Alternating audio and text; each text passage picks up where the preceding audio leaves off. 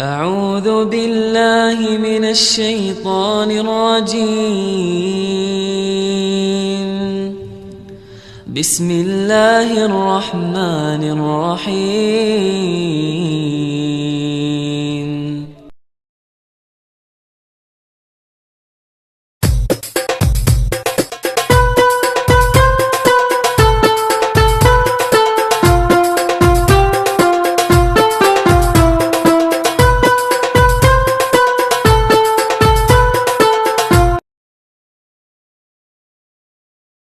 Pernah kita bahas terkait dengan bagaimana syarat rukun daripada jual beli itu. Dalam jual beli terjadilah sebuah akad pertukaran. Nah, dalam Islam akad pertukaran ini terbagi menjadi menjadi tiga: akad pertukaran barang dengan barang, akad pertukaran barang dengan uang, akad pertukaran barang dengan atau uang dengan jasa. Nah, yang barang dengan barang sudah disampaikan belum? Belum ya? Baik. Akad pertukaran barang dengan barang. Bapak Ibu, ketika kita melakukan jual beli, itu kan ada yang namanya barter. Nah, kita apa? Menyebutnya barter. Barter ini pertukaran antara barang dengan barang. Nah, jadi salah satu daripada akad jual beli dalam pertukaran itu barang dengan barang. Misalkan ketika saya senang dengan motornya salah satu jamaah dari masjid ini. Kemudian saya mengatakan, Pak, kita tukeran motor misalkan. Romboan misalkan. Boleh tidak? Boleh. Nah, kalau seandainya saling suka sama suka, ridho sama ridho. Tapi dalam Islam yang namanya ridho dengan ridho itu tidak selalu kemudian membolehkan akad itu menjadi halal atau menjadi boleh. Jadi akad yang namanya ridho bir ridho, senang dengan senang, suka dengan suka, yang penting sama-sama ridho, itu memang menjadi salah satu syarat diperbolehkannya dalam melakukan jual beli. Tapi tidak menjadi syarat mutlak. Kenapa? Karena kalau seandainya ridho dengan ridho, tapi kemudian barang yang diperjualkan, misalkan barang yang haram atau barang-barang ribawi yang di dalamnya terdapat transaksi riba, maka hukumnya menjadi haram. Jadi ada beberapa syarat Bapak Ibu dalam Dalam akad tukar menukar barang atau barter ini paling tidak ada 5 syarat yang harus kita penuhi. Yang pertama apa? Yang pertama, barang yang kita lakukan untuk barter ini tentu haruslah barang yang bermanfaat dan bukan barang yang haram. Barang yang bermanfaat dan bukan barang yang haram. Meskipun orang itu sama-sama ridho, tapi kalau barangnya nggak manfaat dan barangnya itu barang yang haram, maka hukumnya haram dalam melakukan jual beli. Apa contohnya? Misalkan Bapak Ibu, ini terjadi di masyarakat kita. Boleh nggak misalkan seorang peternak kemudian menjual, mohon maaf, kotoran sapinya dijual ke orang atau dibarter dengan sesuatu yang sesuatu dengan misalkan pakan sapi, misalkan ampas tahu, atau dengan aritan. Aritan itu ya dengan hasil ngarit pakan itu. Boleh tidak? Boleh tidak? Baik. Tapi kotorannya najis atau tidak? Najis. Boleh nggak menjual belikan kotoran? Tidak boleh. Iya. Itu bisa kalau ketika sudah menjadi pupuk baru boleh diperjual belikan. Tapi zatnya, kotoran itu, zatnya hukumnya haram. Maka ketika itu langsung dijual, maka hukumnya tidak boleh, haram. Tapi kalau sudah diolah, dicampur dengan sekam, dicampur dengan berbagai macam campurannya, akhirnya zatnya berubah jadi kotoran, berubah menjadi pupuk. Ketika sudah menjadi pupuk, boleh nggak dijual? Boleh. Maka ketika dijual terjadilah akad barter, maka barulah boleh dilakukannya akad barter ini. Tapi ketika itu barang belum menjadi pupuk, belum dicampur dengan yang lainnya, maka hukumnya apa? Haram. Meskipun ada manfaat, tapi barangnya barang yang haram. Yeah. Iya. Barang yang sifatnya haram. Kecuali, saya kurang mengerti ini terkait dengan masalah ada beberapa yang misalkan dijadikan obat. Kencing unta. Kencing unta boleh nggak diminum? Boleh tidak? Ada hadisnya loh. Bukan zaman dulu, bahkan sekarang ada hadisnya. Untuk ketika orang yang sakit pada saat itu, ada 2 orang sakit yang datang ke kota Madinah, kemudian Rasulullah SAW menyuruh 2 orang itu untuk meminum kencing dan juga susu daripada unta. Itu sampai seperti itu. Hadisnya sahih. Nah, terkait najis atau tidak, akhirnya hadis ini yang kemudian dijadikan oleh para ulama dalil bahwasanya kotoran yang dikeluarkan dari hewan yang bisa kita konsumsi, maka hukumnya tidak najis. Termasuk sapi dan lain sebagainya. Nah, ada yang berpendapat seperti itu, salah satunya Imam Ahmad. Yang itu mengatakan boleh untuk mengkonsumsi kencing unta daripada hadis yang diriwayatkan oleh Rasulullah Shallallahu Alaihi Wasallam.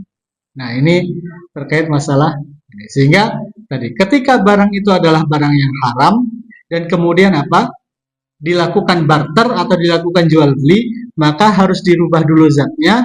Tidak boleh kemudian zat itu barang haram dijual belikan.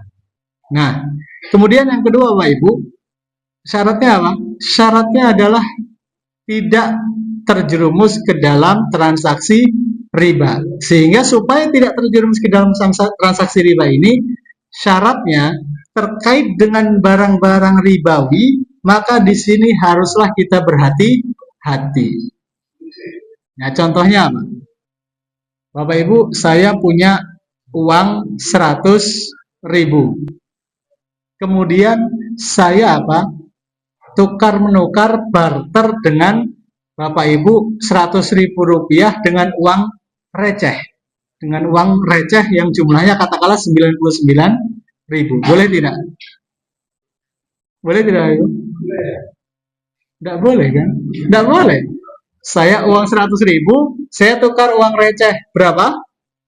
99.000. Boleh tidak? Tidak boleh. Karena barter mata uang rupiah dengan rupiah yang nominalnya yang mata uangnya sama, maka nominalnya harus sama. Kita merubah apapun namanya, mau dikatakan itu jasa, mau dikatakan itu sedekah, maka hukumnya haram. Contoh, kita kan seringkali hanya merubah nama Bapak Ibu. Kita ketika Idul Fitri seringkali banyak orang menukar di depan BI. Betul nggak? Uang 100.000 ditukar dengan uang receh yang masih kinyis-kinyis. Kemudian ada uang jasa. Berapa jasanya? 10.000 katakanlah, atau sampai 15.000. Boleh tidak? Tidak boleh. Berlaku untuk semuanya itu bagaimana? Selama dalam tukar menukar itu tidak ada kelebihan atau kekurangan, maka hukumnya boleh. Itu barter. Jumlahnya harus sama. Tapi ketika ada kekurangan, misalkan ada kurang 10.000 atau kurang 1.000 rupiah saja, atau ada kelebihan 1.000 rupiah, maka hukumnya haram karena masuk dalam transaksi riba dan dosanya sangat besar. Maka perubahan nama dalam sebuah transaksi itu tidak serta-merta merubah yang namanya hukum. Tadi di depan BI kita mengatakan itu jasa. Betul ya? Sekarang saya contohkan kembali Bapak Ibu. Setelah sholat Jumat nih, kita sering ada beberapa jamaah yang mungkin beliau seorang pedagang, ya, memiliki warung, datang kemudian pengen nuker uang receh. Dia bawa uang 100.000. Takmir ini setelah Jumat biasanya ngitung duit infak yang kemudian Saya misalkan sebagai jemaah datang, Pak, saya ingin nukar uang receh. Ketika sudah dihitung uangnya, ternyata uangnya cuma 95.000. Saya uangnya berapa? 100.000, uang recehnya cuma 95.000. Akhirnya bagaimana? Ya wis, sing 5.000 aku sedekah. Boleh tidak? Enggak, karena akan tertukar. Boleh tidak? Tidak boleh. Tadi kita mengatakannya apa? Sedekah. Tapi kan akad kita, saya dengan si takmir ini, akadnya apa? Tukar. Maka ketika mau tukar, maka harus apa? Sama. Kecuali sedekah 5.000 kembali sudah. Nah, kecuali saya datang, ini saya mau sedekah 5.000, tolong susuke 95.000. Boleh tidak? Boleh. Ini kan bedanya tipis. Yang pertama saya mau sedekah niatnya, yang kedua niatnya mau nuker, kok kurang? Ya wis sing 5.000 sedekah. Boleh tidak? Tipis kan Bapak Ibu? Ini masalah niat saja. Tapi ketika niat awalnya adalah tukar menukar, maka yang didapat harus sama. Ketika ada kurang atau lebih, kemudian kita menamakan itu sedekah, maka hukumnya haram. Bisa dipahami Bapak Ibu? Nah, maka dalam barter ini harus diperhatikan. Ketika barang itu barang-barang ribawi, maka tukar menukarnya haruslah sama, nominalnya, takarannya, timbangannya harus sama. Dan yang menjadi dan yang termasuk barang-barang ribawi ini adalah barang-barang yang sifatnya bisa ditimbang, bisa ditakar. Contoh misalkan buah-buahan atau biji-bijian. Ada jagung, ada delai, ada mangga, dan lain-lain sebagainya. Mangga mana lagi 5 kilo ditukar mangga harum manis 4 kilo. Kalau di pasaran mungkin harganya sama. Kemudian dibarter, boleh tidak Bapak? Saya punya mana lagi 5 kilo. Saya tukar ke salah satu warung dengan mangga harum manis 4 kilo. Tapi mungkin kalau mungkin kalau di pasar harganya sama 4 kilo harum manis dengan 5 kilo mana lagi. Aku tak ijol, boleh tidak? Boleh tidak? Tidak boleh. Kenapa? Karena timbangannya berbeda. Maka yang menjadi acuan adalah apa? Timbangan beratnya, bukan harganya. Nah, lantas kalau seandainya itu yang dijadikan patokan adalah timbangannya, rugi dong yang punya harum manis. Kenapa? Karena dia lebih mahal daripada mana lagi misalkan. Ya, justru ketika dia tahu bahwasanya kalau dia barter dia akan mendatangkan kerugian, maka yang harus dilakukan apa? Saya jual dulu mana lagi saya, setelah laku baru saya beli harum manisnya. Ribet tidak? Ribet. Tapi ini yang selamat loh. Sama ketika banyak orang mendapatkan beras raskin, katakanlah 5 kilo, ditukar dengan beras rojo lele yang mungkin cuma dapat 3 kilo. Betul ya? Boleh tidak? Tidak boleh juga. Ya, karena sama-sama barang yang bisa ditimbang. Bukan harganya yang menjadi patokan, tapi apa? Timbangannya. Monggo. Yang di Indomaret, Alfamart, kadang-kadang kan angkatnya kita nih bayar. Kadang-kadang susuk banyak 500-800 rupiah. Terus dikenapkan, dipakai gitu. Nah, itu bagian dipakai itu apa? Baik. Ini mungkin beda topik tapi tidak masalah. Kita belanja di Indomaret atau Alfamart. Di Indomaret itu kan menggunakan harga psikologi. Harga psikologi itu harganya 49.800. Jadi saya katakan, tapi supaya tidak terasa mahal ditulisnya 49.800. Seringkali pihak Indomaret atau Alfamart ini tidak menyediakan uang recehnya. Sehingga ketika itu ketika kita ada kekurangan atau kita ada kelebihan, pasti dimintai, Pak, Bu, yang 100 boleh tidak didonasikan? Betul tidak? Ya. Kalau kita mengatakan boleh, maka boleh. Karena akad kita. Dan itu akadnya jual beli kan. Tapi kalau seandainya tidak boleh, enggak, saya mau kembali saja. Ternyata enggak, boleh tidak? Waten nggak ada kembaliannya, ya saya nggak mau tahu, saya pembeli, kenapa harus memberikan harga seperti itu, gitu kan? Nah, kemudian ternyata dikembalikanlah oleh si pihak kasir ini 500 rupiah. Padahal kita kelebihannya cuma apa? Kurangnya 100 ribu. Misalkan saya beli sabun, misalkan harganya 16.900, gitu kan? Berarti kan susunya berapa? 3.100. Pasti dia akan mengatakan, Pak, yang 100 boleh didonasikan tidak? Gitu kan? Saya mengatakan enggak, saya minta kembalian. Nah, kalau seandainya tidak, kalau dipaksa boleh enggak? Enggak boleh. Itu hukumnya dolim, bukan riba. Dia memakan harta orang lain secara batil. Nah, kalau seandainya dikembalikan sama si kasir karena tidak ada kembalian, dikembalikan 500. Ganti permen nggak boleh juga, itu dolim juga. Karena saya nggak butuh permen kan. Mau nggak kita kumpulkan permen juga, kemudian kita bayar dia dengan permen? Nggak mau juga, gitu kan? Itu logikanya sama. Nah, kemudian kalau seandainya dia mengembalikan 500 ke kita, boleh tidak? Boleh akadnya. Kenapa? Nah, dia penjual. Kenapa boleh? Karena dia harus menyediakan apa? Menyediakan kembalian terhadap barang yang dijualnya. Itu hak saya. Kalau seandainya dalam jual beli itu kemudian dia memberikan harga di bawah harga jualnya karena kesalahan dia, boleh tidak? Boleh, tidak menjadi masalah. Tapi ada tapinya. Pihak pemilik Alfamart atau Indomart ini ketika kasir itu memiliki kekurangan ketika ditotal, yang harusnya omset pendapatan satu hari misalkan 21 juta, ternyata kurang 5.000 rupiah. Yang bertanggung jawab siapa? Kasir. Pihak Alfamart akan memotong gajinya kasir. Betul tidak? Nah, berarti yang dolim siapa? Yang dolim saya dengan meminta, saya nggak mau tahu, saya mau kembalian kok. Tapi dikasih 500 rupiah. Tapi kemudian yang nanggung kan dia, siapa? Si penjaga kasir itu. Dia harus menanggung tanggung jawab kepada si pemilik toko, si Alfamart ini. Betul tidak?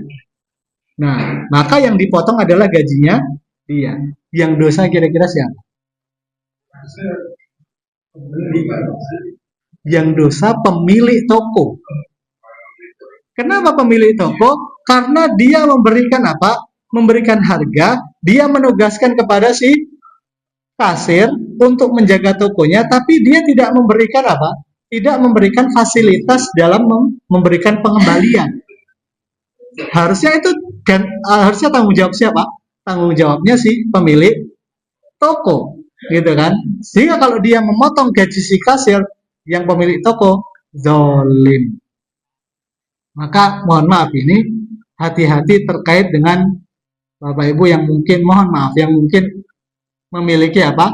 Franchise Alfamart, Indomaret atau yang lainnya yang sering melakukan yang sering melakukan jual beli barang dengan cara seperti itu. Gitu ya. Kenapa? Karena dia zalim. Gitu. Zalim kepada siapa? Kepada karyawannya sendiri.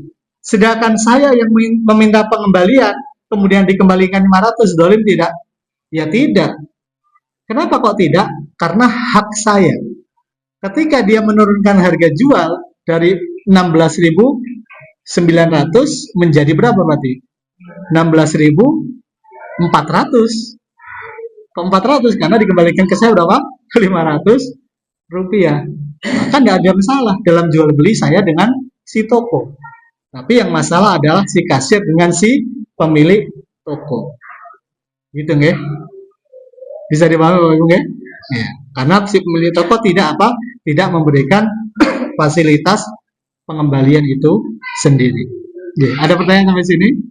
Kalau pembayaran melalui kris, Nggih. itu kan langsung ya. Nggih, pakai kris langsung. Itu Pas. Sudah menunjuk apa? Kasir. transaksi. Baik, ketika kita membayar dengan QRIS, bisa tidak? Bisa, tapi jangan salah.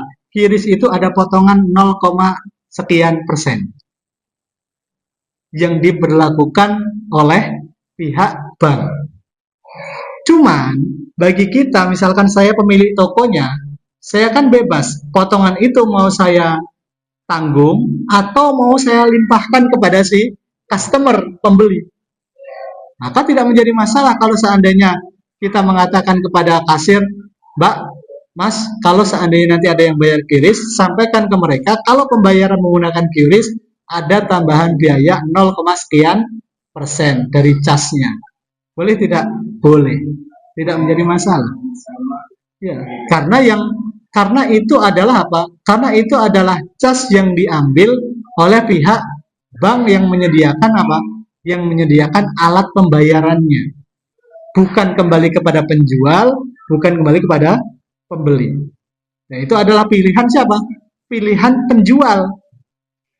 Dana yang 0, sekian persen itu mau saya tanggung atau mau saya limpahkan tanggung jawab itu kepada si customer. Maka boleh dua-duanya, tidak menjadi masalah. Karena itu bagian daripada administrasi yang kita bayar dengan menggunakan apa? Dengan menggunakan fasilitas pihak ketiga. Yeah. Saya tanya undang-undang receh karena yang dilakukan pegang itu anak Iya. Betul. Yeah. Tukar uang receh, tapi kemudian recehnya ditimbang saja, tidak, ya tetap riba, Pak. Kalau selama yang ditukar itu mata uangnya sama, rupiah dengan yang receh itu ya. Misalkan yang kericik gitu ya, katakanlah yang kericik itu. Maka kalau cuma ditimbang berarti bisa jadi apa? Beda nominalnya. Saya mau nuker misalkan 10.000, yang uang kericik itu ternyata cuma ditimbang, bukan dihitung satu persatu. Maka tetap hukumnya riba. Karena jual beli dengan apa? Dengan barang yang sama, tapi ada kelebihan dalam atau kekurangan dalam barternya. karena simbol-simbol terjadi itu Oke. Oke. Ya, ini biasanya mohon maaf orang-orang dalam, orang kampung, orang desa gitu, nggak mau susah, akhirnya dia apa? Ya dia apa namanya? Timbangnya timbang weight, terus kemudian berapa gitu. Karena dia menganggap uang receh itu tidak ada harganya. Tapi walaupun tidak ada harganya, bisa buat digunakan jual beli tidak uang receh? Bisa. Maka itu tetap menjadi mata uang yang sah dan nilainya sama dengan mata uang yang besar. Maksudnya yang 5.000 atau 10.000 atau 100.000. Maka harus sama. Kecuali mata uangnya berbeda. Maka misalkan saya punya uang dolar, $100 Bapak Ibu, silakan cek. Bapak Ibu tukar $100 ke money changer satu dengan yang lainnya, pasti beda-beda. Boleh nggak perbedaan dalam tukar menukar mata uang? Boleh. Kenapa boleh? Karena berbeda barangnya. Ketika barangnya berbeda, maka tidak menjadi masalah.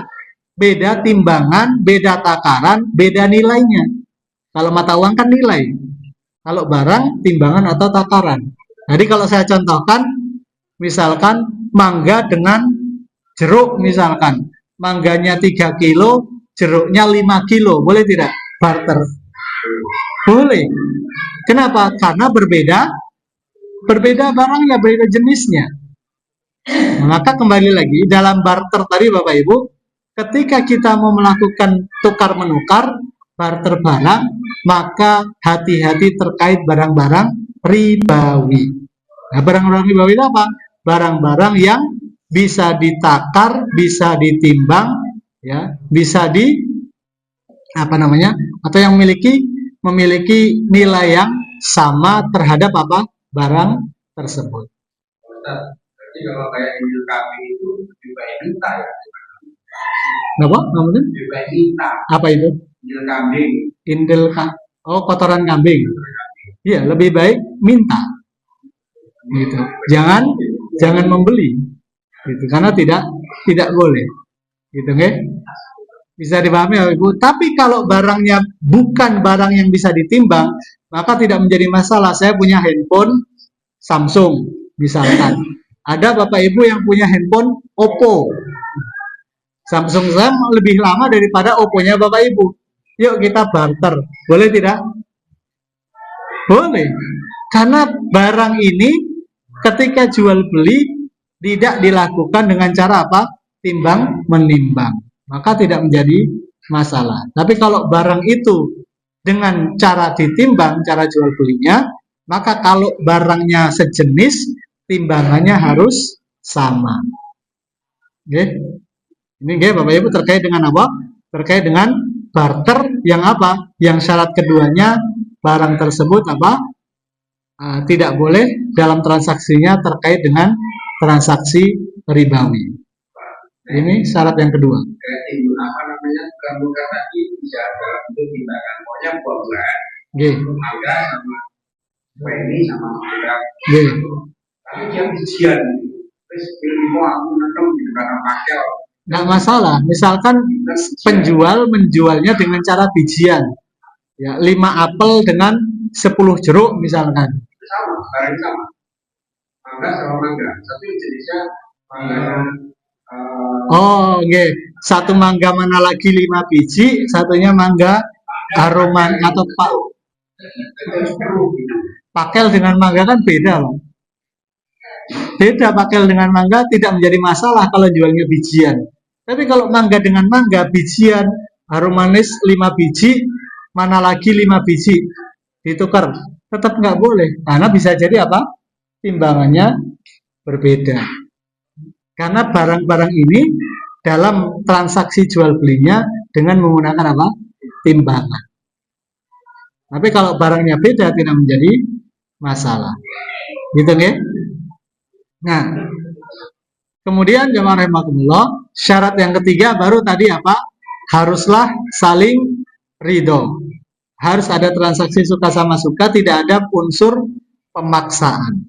Maka kalau di situ ada unsur pemaksaan, dikarenakan kita punya hutang atau kita punya punya utang budi misalkan, dan kita terpaksa melakukan jual beli itu, maka tidak boleh dilakukan yang namanya barter. Itu syarat yang ketiga. Nah, syarat yang keempat, tentu jamaah rahimakumullah harus sesuai dengan tujuan syariat Islam dalam pelaksanaan jual belinya. Nah, ini juga penting.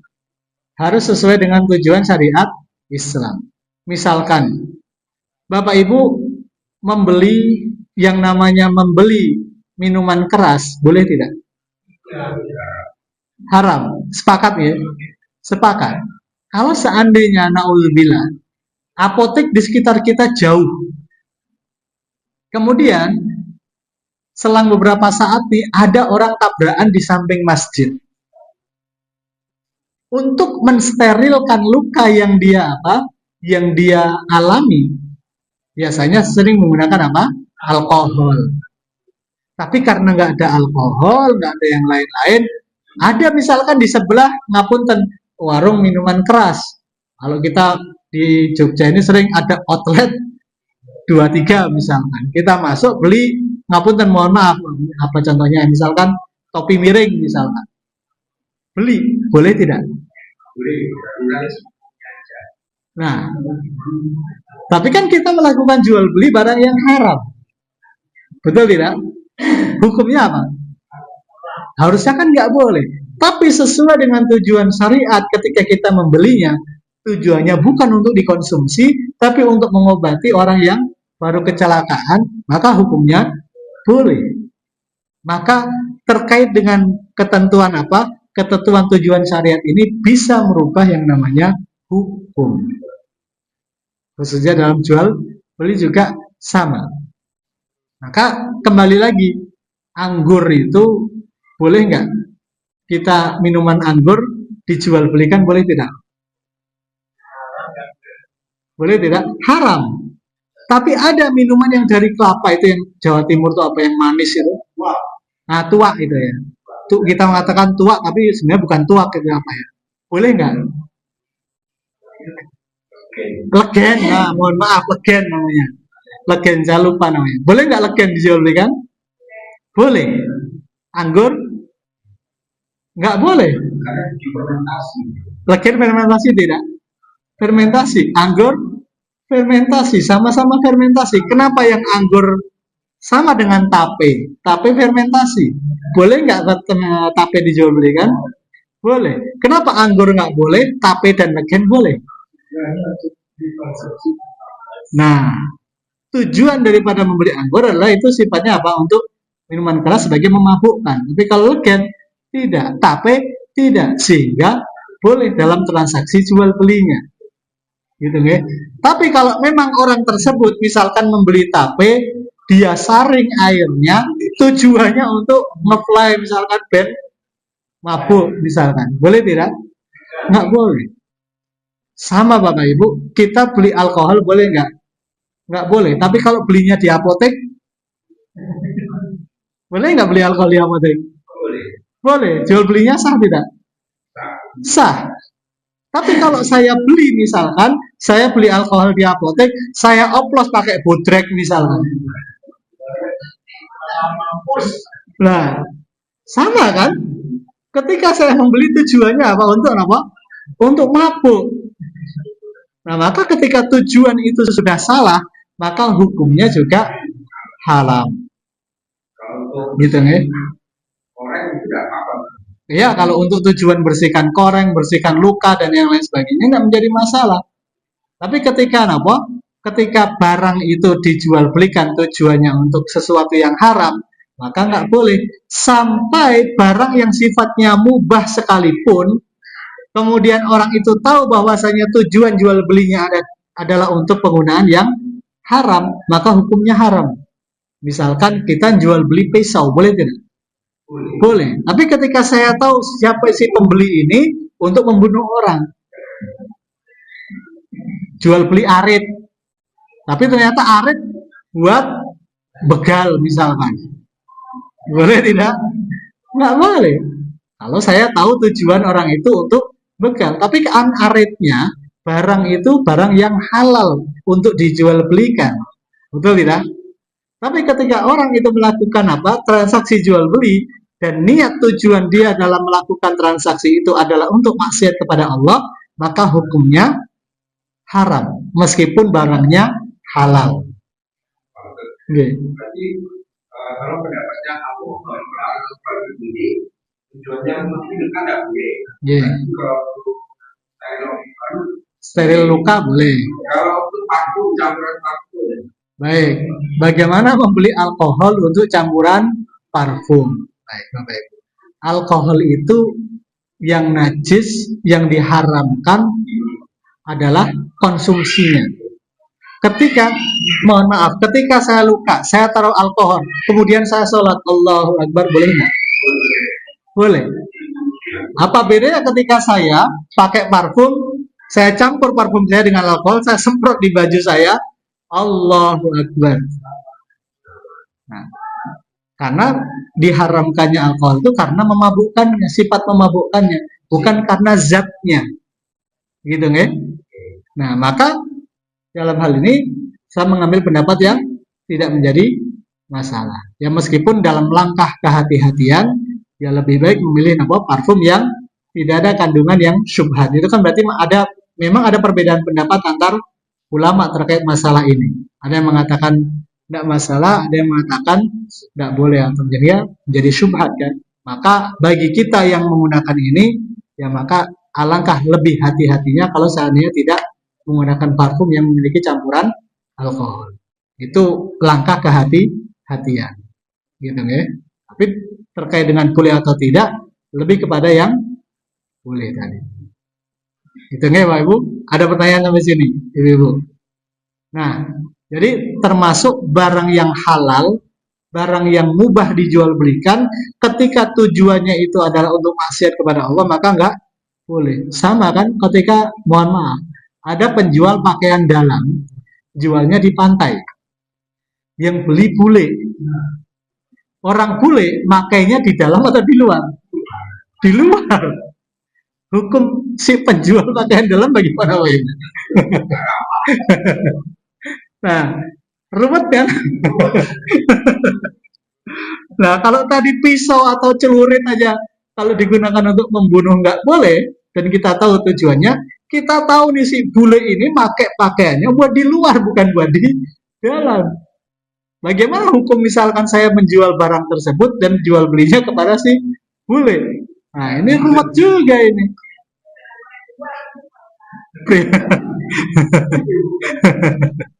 Nah, oke. Jadi kan kita ada langkah kehati-hatian tadi Bapak Ibu ya. Jadi hukumnya boleh-boleh saja. Jadi karena dia mau pakai bagaimana urusan dia kan. Tapi ketika kita tahu niatnya dan bagaimana dia memakainya, maka ya untuk kehati-hatian kita ya jangan dijual belikan kepada dia, ini begitu. Nah, ini kalau sudah tahu maka kalau sudah tahu niat tujuannya maka ya nggak boleh. Tapi kalau nggak tahu ya memang standarnya yang namanya pakaian dalam dipakai di dalam bukan dipakai di luar. Ya kalau jualannya di Malioboro boleh ya nggak masalah. Kalau jualannya di pantai kan jelas untuk pakaian pantai gitu. Tapi kalau jualannya di Malioboro boleh tidak? Boleh, tidak ada masalah. Kenapa? Karena barangnya barang yang mubah. Barangnya boleh dijual belikan. Jelas ya Bapak Ibu? Nah, ini syarat yang keempat. Jadi syarat yang pertama tadi apa? Barangnya itu bermanfaat dan juga bukan barang yang haram. Karena Rasulullah SAW mengatakan dalam sabdanya, Innallaha idza harrama syai'an harrama tamanuhu. Allah itu Subhanahu wa taala kalau sudah mengharamkan sesuatu, maka Allah juga akan mengharamkan jual belinya. Ini hadis. Tapi kan kalau kita telisik lebih dalam lagi, bertentangan dong dengan tadi yang saya contohkan, gimana kalau membeli alkohol yang gunanya untuk apa? Untuk sterilisasi luka. Padahal dalam hadis alkohol itu menjadi barang yang haram. Kalau barang haram nggak boleh dijual belikan. Tapi karena tujuan saya membeli untuk apa kebaikan sesuai dengan tujuan syariat, maka hukumnya menjadi boleh. Gitu nih. Jadi hadis tadi hadis yang umum. Nah, kemudian tidak bertransaksi apa ribawi dan juga harus berhati-hati dalam barang-barang ribawi. Yang ketiga tadi apa? Yang ketiga tadi, ketika kita melakukan jual beli harus saling ridho, dan yang keempat adalah tidak sesuai dengan tujuan syariat, dan yang kelima apa? Tidak berlaku zolim. Ya, zolim itu kan bentuknya banyak, ya penipuan, pemalsuan dan lain sebagainya, zolim. Karena memang dalam hadis qudsi pun Allah mengatakan ya ibadi inni haramtu zulma ala nafsi faharra inni haramtu zulma ala nafsi farah Allahumma shalli ala Muhammad. Wahai hambaku, aku telah mengharamkan kezaliman terhadap diriku sendiri dan aku haramkan kezaliman itu atas kalian. Jadi nggak boleh melakukan apa? Kezaliman. Nah, termasuk hadis-hadis yang lain yang menguatkan juga banyak. Hadis Rasulullah yang mengatakan apa? Mangkana lahu madlamatun li akhihi falyatahallalhu minhul yaum. Barang siapa yang diantara kalian yang memiliki apa? Kedzaliman sesama saudara kalian, sesama manusia itu sendiri, maka hendaklah mereka menghalalkannya hari itu juga. Sebelum tidak lagi bermanfaat yang namanya dinar ataupun dirham. Ya, maka dalam rangka apa? Dalam rangka jual beli tadi ada unsur tidak boleh apa?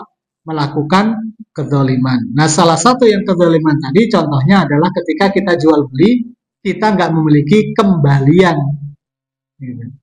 Itu apa hukumnya? Zalim. Atau kalau dalam konsep barter, kita seringkali apa? Saya mau barter, saya punya motor Vario, ada seorang jemaah punya motor Mio. Motor Vario saya katakanlah tahun 2020. Motor Mio-nya salah satu jemaah ini 2022. Tapi kan basic harga Vario sama Mio mahal mana? Mahal Vario. Tapi kan tahunnya berbeda. Ini 20, ini 22. Mungkin di pasaran sama. Boleh nggak barter? Boleh kalau sama-sama suka. Tapi dalam transaksinya saya mengatakan, wah motorku ini Ratau Tibo. Apik. dan lain sebagainya. Padahal pernah jatuh ini motor. Ya, sekali dua kali meskipun nggak tabrakan tapi mungkin jatuh karena salah parkir atau bagaimana gitu kan. Tapi saya mengatakan apa? Nggak pernah jatuh, nggak pernah kecelakaan, nggak kena banjir dan lain sebagainya. Nah, berarti kan ada unsur apa? Penipuan di situ, ada unsur kedoliman. Maka disinilah yang dilarang. Kalau seandainya apa? Kalau seandainya dalam transaksi barter itu sendiri ada unsur penipuan, pemalsuan dan lain sebagainya, maka hukumnya haram. Jelas Pak Bung, okay? Nah, Paling banyak terkait seperti di pasar, karena timbangan seringkali timbang di rumah itu kurang. kurang. Nah, itu memang kalau terkait dengan di pasar, terkait dengan timbangan kan Allah memberikan wanti-wanti dan peringatan yang sangat keras. Ya, terkait dengan surat Al-Mutaffifin, wailul lil mutaffifin alladzina idza qalu 'alan nasi yastawfun wa idza qaluhum aw wazanuhum yukhsirun. Jadi celakalah orang-orang yang apa? Yang mempermainkan timbangan. Kalau dia melakukan jual beli, pengennya timbangannya apa? Pengennya pas. Kalau dia sendiri bahkan pengennya lebih. Tapi ketika dia yang menimbang, dikurangi, yuksirun tadi. Nah, itu apa? Itu berhati-hati. Nah, tentu Bapak Ibu, bagaimana kalau ada perbedaan timbangan? Kita di pasar, timbangannya bebek. Setelah kita beli di rumah pakai digital, ternyata nggak nyampe. Bagaimana kira-kira? Sah nggak jual belinya? Halal atau haram? Nah, ini kan benar-benar terjadi Bang Ibu. Benar-benar terjadi. Khususnya ketika kita beras. Kalau buah mungkin nggak terlalu ini. Gitu. Tapi kalau beras dan yang kecil-kecil, delay dan lain sebagainya, seringkali kita menimbangnya dengan digital sama bebek. Ketika bebek mungkin di pasar, dia tidak mempermainkan timbangan. Tidak ada niat sama sekali. Dia jualan dengan cara tulus ikhlas, benar-benar pengen nyari berkah. Timbangannya benar. Tapi ketika sudah ditimbang, kita timbang balik di rumah, ternyata kurang. Ya kurang beberapa gram gitu. Boleh tidak? Boleh. Karena ketinggian Beda alat. Lantas bagaimana kalau seandainya yang itu terjadi terhadap barter? Kan nggak boleh kata tadi kan? Nah, itu kan kita bisa kembangkan. Kalau seandainya tadi jual beli kan antara uang dengan barang. Insya Allah kita akan bahas di pertemuan yang akan datang. Tapi kalau sekarang, tadi kan kita membahasnya masalah barter. Ketika kita barter di pasar, pas timbangan bebeknya. Tapi ketika apa? Kan kita misalkan nih saya punya beras. Saya timbang di rumah sekian kilo pakai digital. Kemudian saya bawanya tak barter. Maunya apa? Sama 5 kilo, 5 kilo. Ketika sudah tukar, karena kan saya tidak pengen terjerumus ke dalam riba. Setelah ditukar, saya timbang lagi di rumah. Ternyata 4,9 sekian kilo. Kurang sekian gram misalkan. Riba tidak?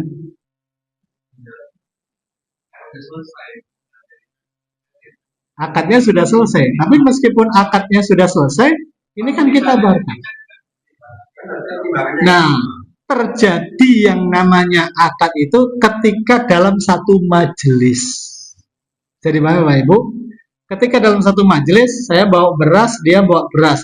Saya bawa mangga, dia bawa mangga. Timbangan yang itu yang digunakan apa? Patokan. Ketika kita ditimbang dengan barang itu, kok ternyata timbangannya sama? Oke, sama persis. Kemudian kita bawa ke rumah dengan timbangan yang berbeda. Kok kurang sekian gram? Maka boleh tidak? Boleh. Ya, karena yang dihitung adalah ketika terjadinya sebuah majelis apa? Jual beli. Maka dalam majelis jual beli itu ada yang namanya khiyar. Ada khiyar majelis namanya. Jadi ketika sudah bertemu antara penjual dengan pembeli di suatu tempat, sudah ditimbang, sama-sama tahu barangnya apa, timbangannya berapa, dan sama-sama menyetujui, ya, setelah berpisah, maka selesailah akad jual belinya, maka tidak menjadi masalah. Tapi ketika dalam satu majelis kok udah beda timbangan, maka hukumnya haram. Tapi ketika dalam satu majelis timbangannya sama, maka kemudian setelah berpisah ditimbang kok berbeda, maka halal itu boleh dan sah transaksinya. Karena yang dihitung adalah ketika mereka melakukan majelis akad jual beli. Gitu ya, Bu. Nah, ini maka penting juga nanti kita akan membahas terkait dengan masalah khiyar. Ada khiyar majelis, ada khiyar aib dan yang lainnya. Gitu. Ada pertanyaan Bapak Ibu, jamaah sekalian? Ini pasti. Ya, ini terkait dengan apa? Ini terkait dengan akad tukar menukar barang dengan barang. Tadi ya harus ada 5 syarat yang harus dipenuhi oleh masing-masing penjual ataupun pembeli. Nah, insya Allah yang ke depan kita akan masuk dalam apa? Transaksi pertukaran akad uang dengan barang. Demikian yang bisa kita bahas pada kesempatan sore hari ini. Mudah-mudahan ini bermanfaat untuk kita semuanya, menambah wawasan kita dan bisa mendekatkan diri kita kepada Allah Subhanahu wa taala dalam melakukan segala bentuk transaksi muamalah kita. Mari kita tutup kajian kita dengan salam baca doa kafaratul majelis. Subhanakallahumma wa bihamdika asyhadu an la ilaha illa anta astaghfiruka wa atubu ilaik. Assalamualaikum warahmatullahi wabarakatuh.